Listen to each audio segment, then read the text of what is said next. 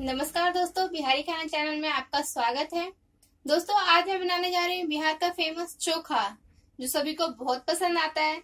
तो देखते हैं हमें किन किन सामग्री की आवश्यकता होगी। दोस्तों, मैंने ये आलू उबाल लिया है। आप कुकर में उसे उबाल लें। आप जितना आलू लेंगे उसका इक्वल ही पानी लेके उसे 2 से 3 सीटी आने तक उबाल लें। उसके बाद उसे चेक कर लें उबल चुके हैं या नहीं अच्छे से। और देखते हैं हमें किन किन सामग्री की आवश्यकता होगी। दोस्तों, मैंने आलू पहले ही उबाल लिया था और 1.5 आलू के लिए मैंने आधा प्याज बारीक काट के ले लिया है।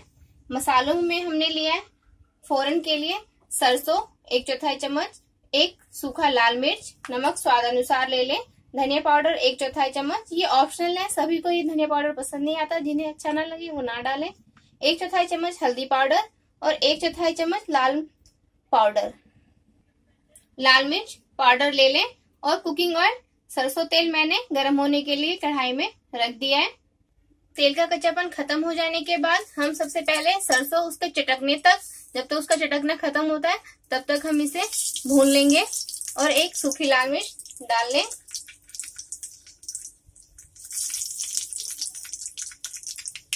सरसों चटक चुका है, अब इसमें हम प्याज डाल के इसे अच्छे से हम फ्राई कर लेंगे।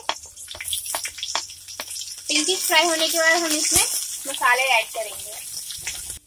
प्याज का कलर चेंज हो चुका है, हम इसमें 1/4 टेबल स्पून लाल मिर्च पाउडर, 1/4 टेबल स्पून हल्दी पाउडर, धनिया पाउडर और नमक स्वाद अनुसार डाल के अच्छे से फ्राई कर लेंगे।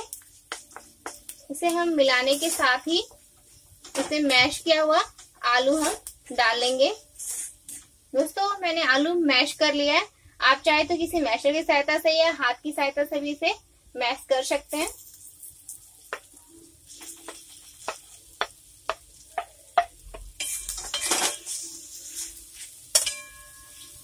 कई लोगों को लहसुन का टेस्ट अच्छा लगता है आलू के चोखे में, तो वो आप प्याज फ्राई करते वक्त थोड़ा सा लहसुन पेस्ट डाल सकते हैं। दोस्तों, हम चोखा को जितना रेडिश फ्राई करेंगे इसका टेस्ट उतना ही अच्छा आएगा। दोस्तों, ये बैचलर्स के लिए बहुत इजी डिश है। आप दाल भात चोखा बहुत ही आसानी से बना सकते हैं। दाल में आप आलू उबाल लें फटाफट और एक साइड चावल बना लें और फटाफट चोखा बना लें। दोस्तों, एक कहावत फेमस है बिहार में, दाल भात चोखा कभी ना दे धोखा। तो आज हम वही दाल भात चोखा खाएंगे। मैंने इसे मध्यम आंच में 5 मिनट तक अच्छे से रेडिश होने तक फ्राई कर लिया है। चोखा हमारा बनके तैयार है। अब मैं इसे सर्व करूंगी। दोस्तों, आप चाहे तो धनिया पत्ता भी, हरा धनिया पत्ता इस पे गार्निश कर सकते हैं। दोस्तों, हमारा चोखा बनके तैयार है। अगर आपको मेरी ये रेसिपी पसंद आई हो तो आप अपने फ्रेंड्स और फैमिली में जरूर शेयर करें और मेरे वीडियो के नीचे लाइक का बटन क्लिक करना ना भूलें। और दोस्तों, मेरे चैनल को सब्सक्राइब आपने अभी तक अगर ना किया हो तो प्लीज मेरे चैनल को सब्सक्राइब करें।